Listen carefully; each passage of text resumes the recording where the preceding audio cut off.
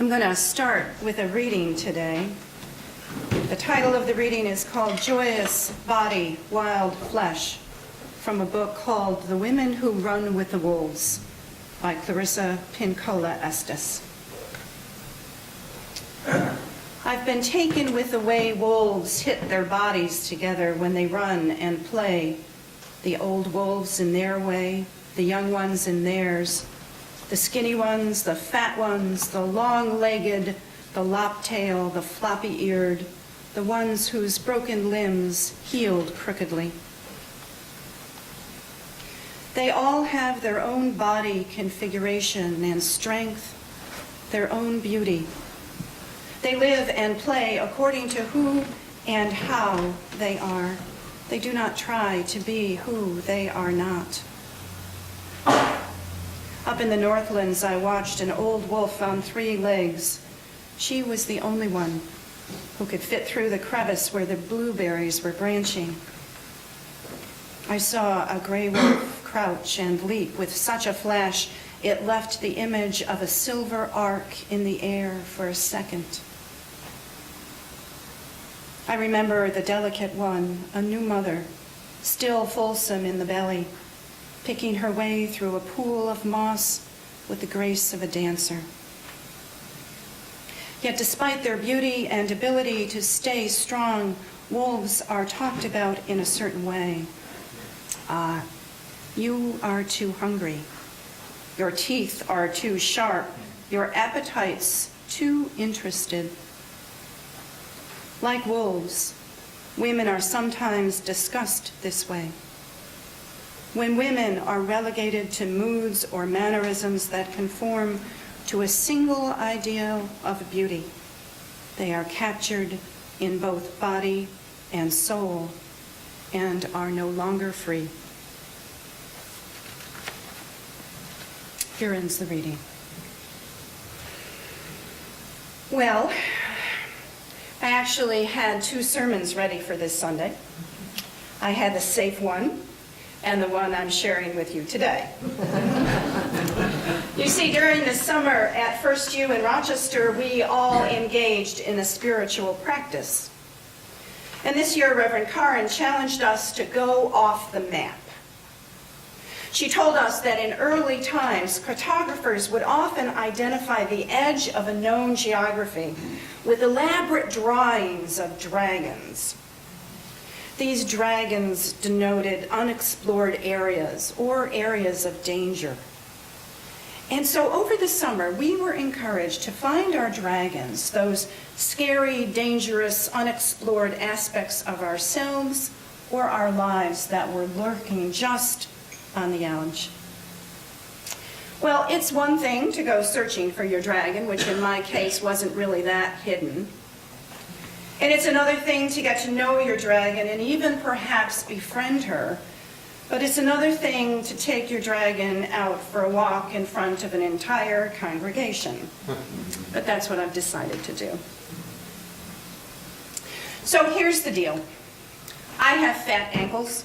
I have always had fat ankles. I think I was born with fat ankles. I think I'm genetically connected to a long ancestry of sturdy farm women. I think I could easily pull plows with the strength in my ankles. But they don't fit into the mold of what lovely ankles look like. They're not shapely or delicate.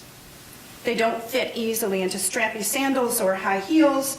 I have never found a pair of boots that are comfortable. Birkenstocks were made for me. And to be honest, there are other things about my body that are messy and unpopular and bothersome. As a woman of a certain age, I've accumulated extra pounds, and frankly, gravity has taken over. I'm very grateful that I still have all my parts. However, they've all shifted just a little bit farther south in latitude. Now, when I told my friend the title of my sermon and that I was going to talk about my fat ankles, she said, "Why do you want to draw attention to your ankles?" But I said, honestly, don't you know every time I walk into that church down in Canandaigua, the entire congregation looks at my ankles and says, because Tina's got fat ankles. You know you do. And all this is funny, right? And all this is so, so funny. We do this often, we women. We make fun of our bodies. We talk about them as if they were a distant relative we wished lived somewhere out of town. Yes, it's all very funny, and yet I think it's incredibly sad. You see, it's easier to joke about the disappointments that we have with our appearance than it is to name it and own it honestly. This came into full focus for me last spring when I was invited to the church's fundraiser. It's called the Fashionista Frolic. The fundraiser asks folks to pay $50 and then choose 5 items from our wardrobe to donate. And then on some glorious evening, the women get together, drink champagne, and shop the donated items. It was an ingenious idea. It was highly successful. To me, it was a mind trap. The moment I got the invitation, I shot back a response to the sender, who happens to be one of my dearest friends, and this is what I said. "Oh my God, stick a needle in my eye. I can't imagine attending this in any way. I'm too fat, I'm too old, I'm not going to this thing, my clothes are frumpy, and who could possibly want my cast-offs? I will give you $50, but please don't make me come." Well, there it was. The dragon was staring me right in the face. I knew it, and I'm so tired of it. And I didn't go to the fundraiser. And the agony of the dragon has sat on my heart for months. You see, I know that I waste way too much time and energy fussing about the faults and failures of my body. And I bet I'm not the only one here. We women make a habit of it, you see. We connect in kinship through this struggle. Get us together and we will talk about the latest diet, exercise program, and anything we can think of that will do the trick to make our bodies better. You see, hidden just out of sight is my flawed self-image. It's fed by our culture and our unattainable, singular standard of beauty. But also, I know that it is fed by me as I critique and doubt my own self-worth and my strength and value as a woman in this world only because my body does not conform. This struggle sucks my energy and it wounds my soul. And so, friends, for the sake of my daughters, my granddaughters, nieces, and sisters, today I'm taking the dragon out for a walk. And for all you men in the sanctuary, please stay with me, because this is a story of many of us. Not all, I'm sure, but it's a cautionary tale to consider with your partners, your sisters, daughters, and your mom, and perhaps even yourself. Now, I can only speak from the perspective of women, but the relentless pursuit of the perfect body is not limited to women alone. In the last 15 years, plastic surgery procedures for men has increased 107%. In the same time, men who are dissatisfied with their own bodies has gone from 45% to 75%. I also want to be clear here today that I'm not talking about the serious illnesses of anorexia or bulimia. These are indeed tragic and important topics, but today I'm talking about the common practice, perhaps even the norm in our society, of mistrusting and denigrating our own body, our own self. We may be women or men of great success, with college degrees and loving partnerships, good jobs and relationships, yet beneath the surface, the dragon lurks that prevents us from living a life that is rich and that is full. And yes, it's a personal challenge, but I believe it's a social justice issue and a spiritual issue as well. The statistics are sobering. More than 90% of girls aged 15 to 17 want to change at least one aspect of their physical appearance, with body weight ranking the highest. A girl's self-esteem peaks when she's 9 years old and goes down from there. 80% of children who are 10 years old are afraid of being fat. Up to 12% of teenage boys are using supplements and steroids to improve their looks and their performance in sports.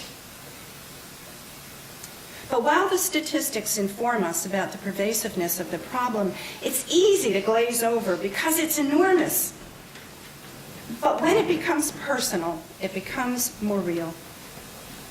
When we, or our daughters, or sons, limit involvement in life, when we won't go to parties because we feel fat, when we merely wade into the ocean, when we are yearning for the full feel of waves on our skin, when we won't dance because we are too old or too fat, when we refuse compliments or even love because we feel shame for our bodies, it becomes real and personal. It is real and personal. At a recent family gathering, a member of my clan leaned over to me and made a comment about my niece. Vicky's getting a little fat, don't you think? Now, Vicky is 8 years old, and she's got the fastest pitch on the softball team. She flies down the soccer field aggressively taking the balls and gets more goals than anyone else. She's competitive and snarky and has a great wit and sense of humor.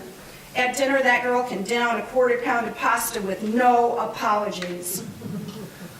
Now, my family member didn't express concern about Vicky's health or her eating habits, which frankly could include fewer sodas and chips. This family member said what is so damaging to little girls and sets up a lifetime of doubt and comparison. Vicky is getting a little fat, don't you think? Well, my heart sank, and all at once I was enraged and so very tired. She's 8. And there's no way to know how she will sprout or grow into her glorious self. And I wonder, how can I make sure she has that chance? And I'm afraid it's insidious. We Americans like to wage war on things, right? We have a war on drugs, which isn't working. We have a war on poverty, which isn't working. But I think we're engaged in another war that's misdirected, and that's the war with our bodies. Eve Ensler, who's a playwright and an author, put it this way in a recent TED Talk. We experience a disconnection from our bodies. We don't listen to it or heed it or honor it. We feel it is in the way of our highest aspiration. And under the guise of becoming healthy, we organize it, control it, and try to snap it into shape. We certainly don't trust it to tell us what we need when we are tired, when we are lonely, when we are hungry. Just listen to how she speaks about the body as if it were a separate entity, as if it isn't part of our whole self. How many of us do the same thing? I can confess to that. We talk about its segregated parts. We want tighter abs, smaller butts, bigger busts, or perhaps the opposite. We dislike our wiggly parts, our wrinkly parts, and we go to great lengths to change things. We shave, we wax, we pluck, we color, we suction, we inject.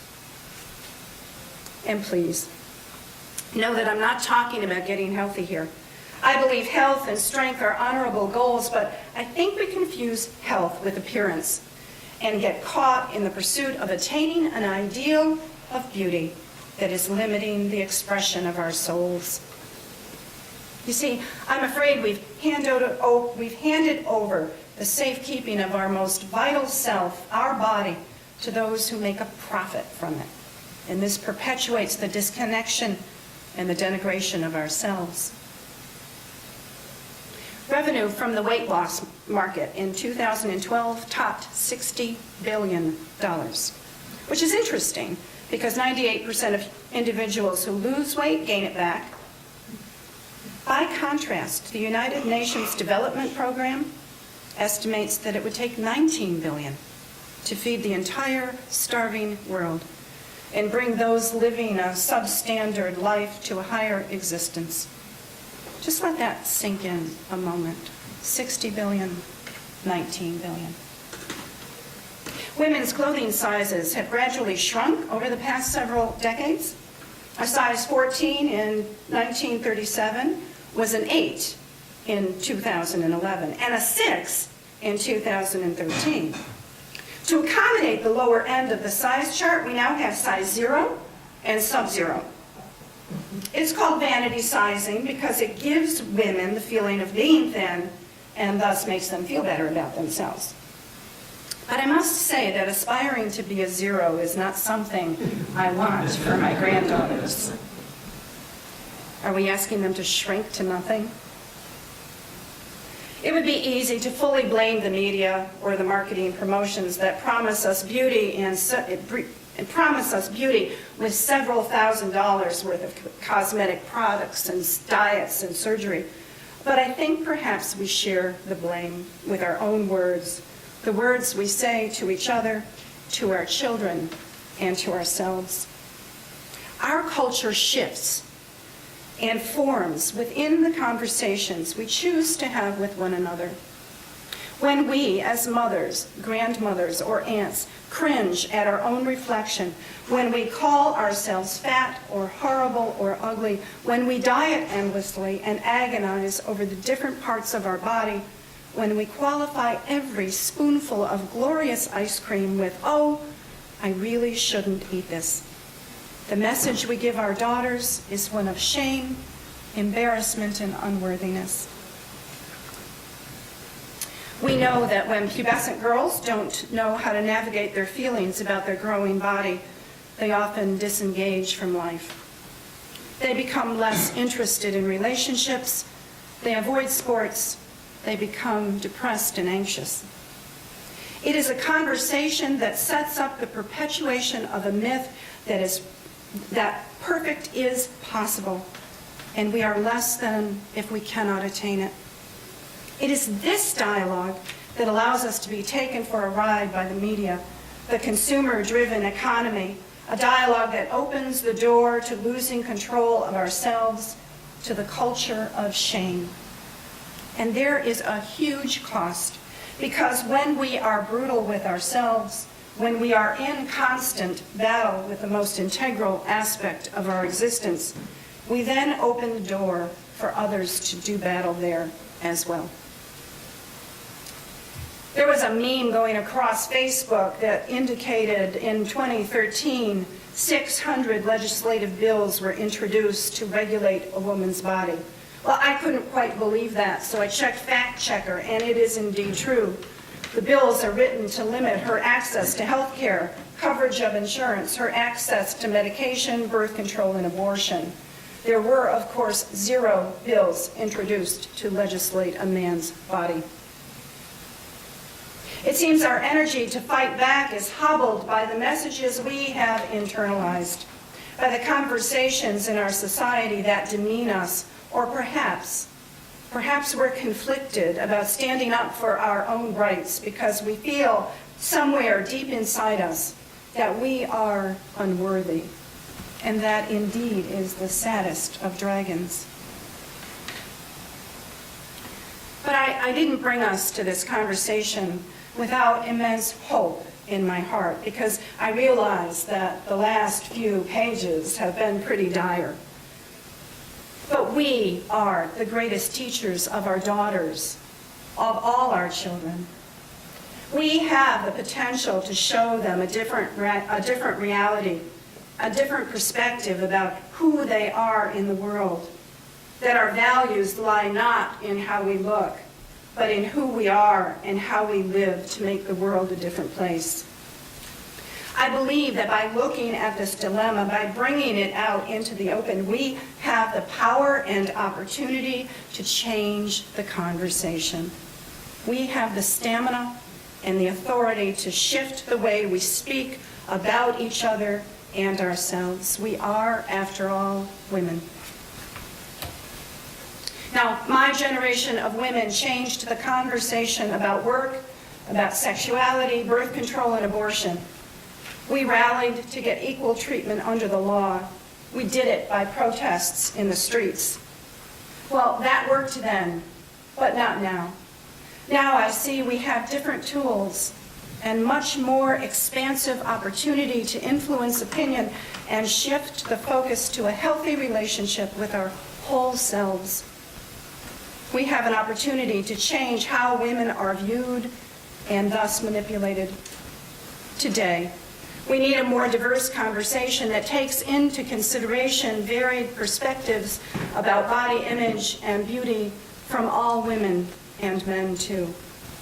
And I'm pleased to say that the discourse about women and their bodies is shifting on social media like Facebook and Twitter, with pages like Real Beauty or Beauty is Inside, or letters to my 13-year-old self, or blogs like Roll, Reboot. We're talking about challenges, biases, denigration, violence and freedom, acceptance and honor. The messages are sometimes raw and hard to face, but they're honest and bold, and they're doing exactly what's needed.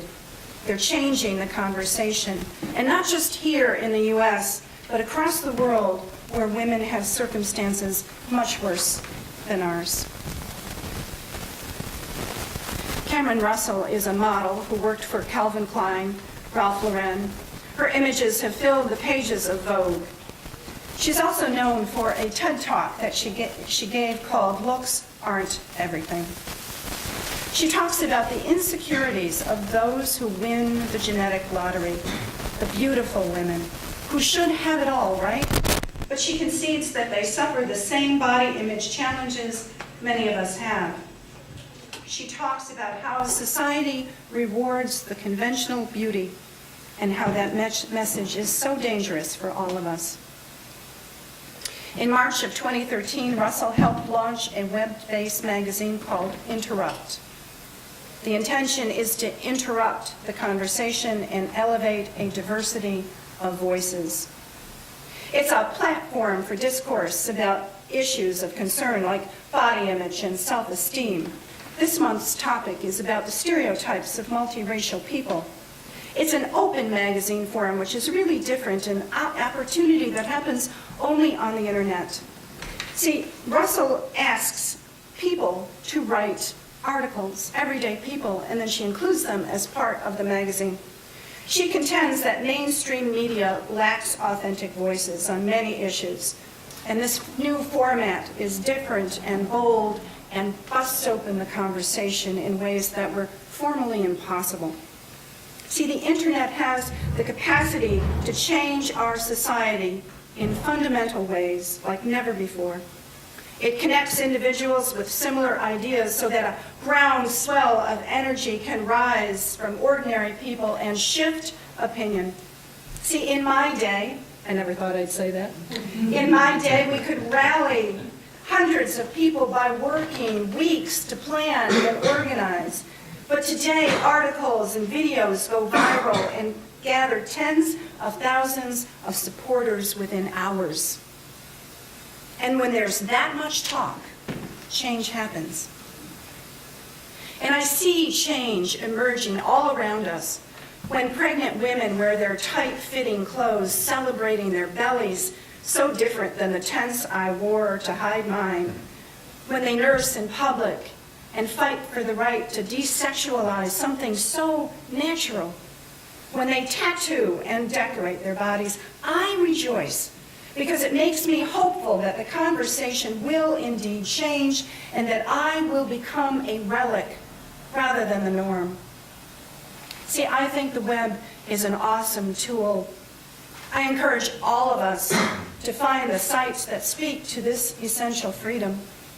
However, I think it's time to take the conversation into our relationships, bring it to the dinner table, to the schools, and obviously to the pulpit.